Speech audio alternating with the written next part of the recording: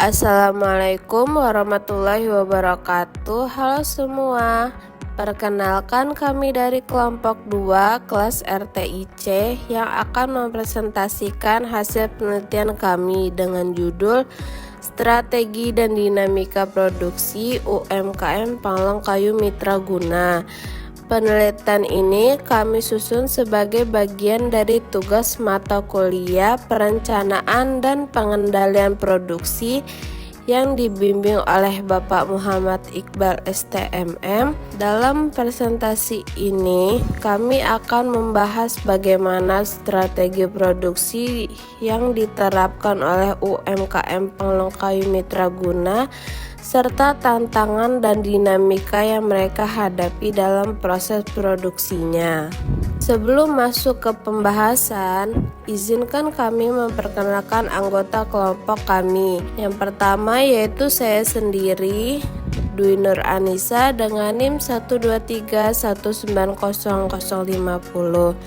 Lalu ada Citra Apriliana dengan NIM 123190030, Veronica Gita Pasca dengan NIM 123190036, dan selanjutnya ada Holifatun Nisa Wintian dengan NIM 123190039, Vika Veronica dengan NIM 123190037. Lalu yang terakhir ada Muhammad Rafli dengan NIM 122190174. Kami semua berkontribusi aktif dalam penyusunan tugas ini, baik dalam pengumpulan data, analisis, maupun penyusunan laporan. Semoga apa yang kami sampaikan nanti bisa memberikan manfaat dan menambah wawasan kita semua.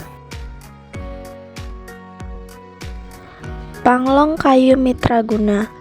Untuk memahami bagaimana usaha ini tumbuh, mari kita mulai dari profil singkat Panglong Kayu Mitra Guna, sebuah UMKM yang bergerak di bidang produksi kayu dengan latar perjalanan yang inspiratif. Panglong Kayu Mitra Guna ini berdiri sejak tahun 2004. Awalnya, pemilik Panglong Kayu Mitra Guna ini bekerja lepas ikut orang lain, lalu mencoba usaha mandiri di rumah. Tantangan awal pemilik usaha Panglong Kayu Mitra Guna ini yaitu kedisiplinan waktu, pencarian order secara mandiri, dan keterbatasan modal. Perkembangan usaha dari masa ke masa. Seiring berjalannya waktu, usaha ini mengalami perubahan dari segi produk dan strategi. Berikut adalah perjalanan usaha dari awal hingga menyesuaikan diri dengan permintaan pasar. Awalnya, usaha ini memproduksi mebel rel, kursi, dan perabot rumah tangga. Tetapi seiring berjalannya waktu, permintaan berkembang ke produk kusen dan pintu. Konsumen dilayani sesuai dengan permintaan. Jadi, produk yang dihasilkan pada UMKM ini sesuai dengan permintaan konsumen.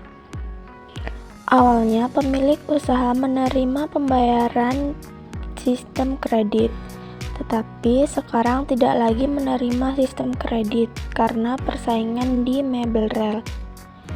Dan fokus saat ini produk yang dihasilkan yaitu kusen dan pintu karena tren dan permintaan.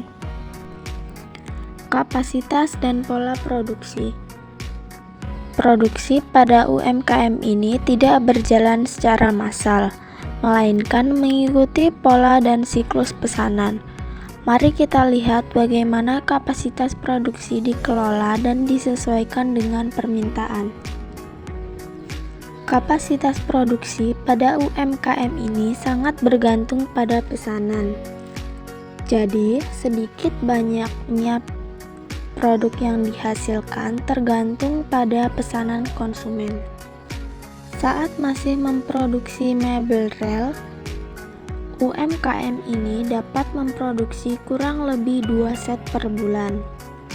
Saat ini produksi berdasarkan pesanan khusus atau custom, dan produksi meningkat menjelang Lebaran dan proyek pemerintah di akhir tahun.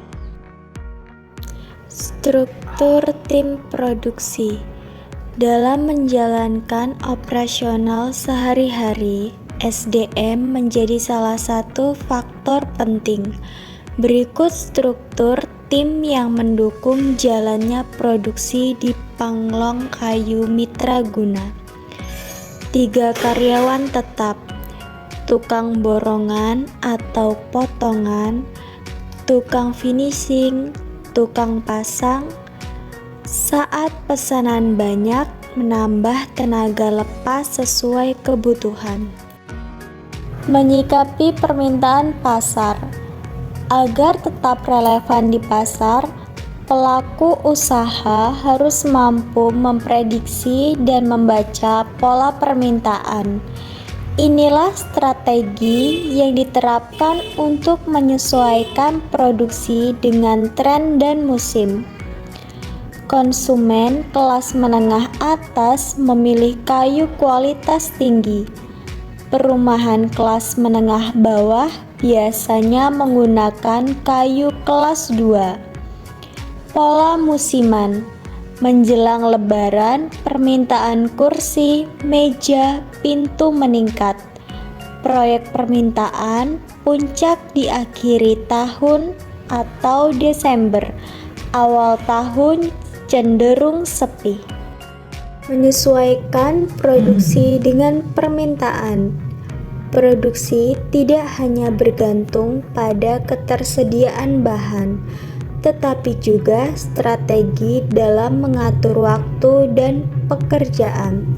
Berikut bagaimana proses produksi disesuaikan dengan pesanan yang masuk.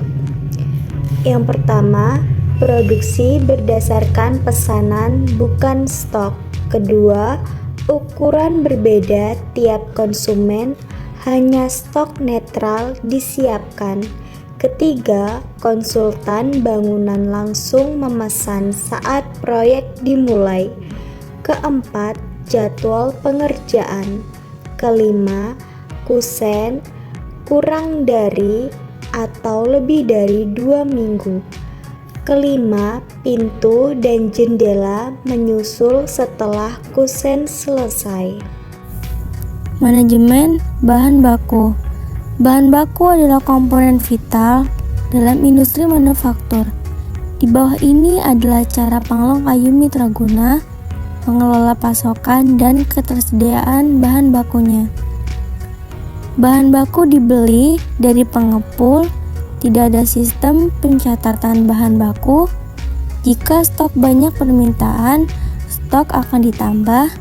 Solusi saat bahan kurang, pembayaran DP atau setengah.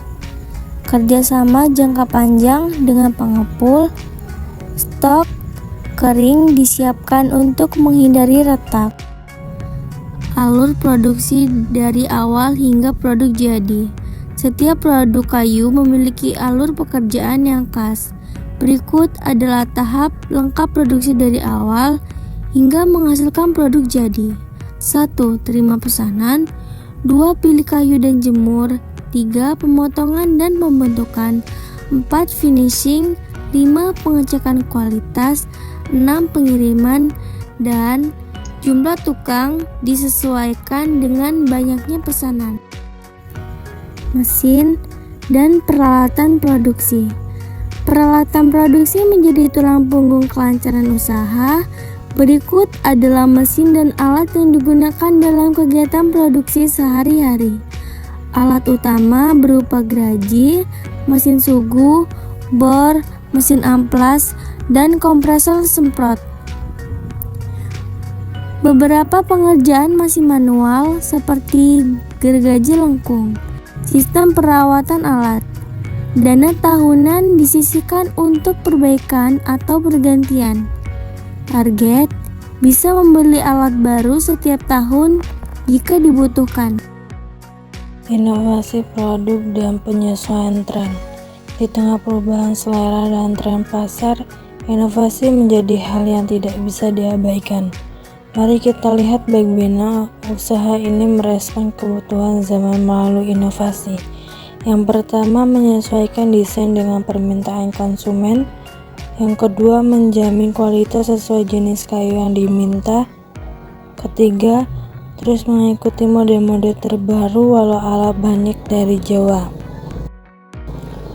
Selanjutnya, peluang dari masa depan produk. Meskipun persaingan semakin beragam, produk kayu tetap menjadi tempat tersendiri di pasar. Berikut adalah pandangan terhadap peluang pasar ke depan. Yang pertama, produk logam dan aluminium makin diminati karena harga dan tren. Kedua, komponen seperti atap beralih ke baja ringan. Ketiga, namun untuk pintu dan jendela, kayu masih sangat dibutuhkan. Keempat, UMKM ini tepat optimis pada keberlanjutan produk kayu. Selanjutnya, langkah strategis ke depan. Untuk terus berkembang, dibutuhkan strategi yang tepat dan perbaikan berkelanjutan. Berikut adalah beberapa rekomendasi dan langkah ke depan bagi UMKM ini. Yang pertama, menjaga kualitas dan fleksibilitas layanan. Kedua, perlu sistem pencatatan bahan baku untuk efisiensi. Ketiga, tingkatkan inovasi desain dan investasi alat produk. Keempat, jalanin kemitraan strategis dengan pelaku pembangunan seperti konsultan bangunan.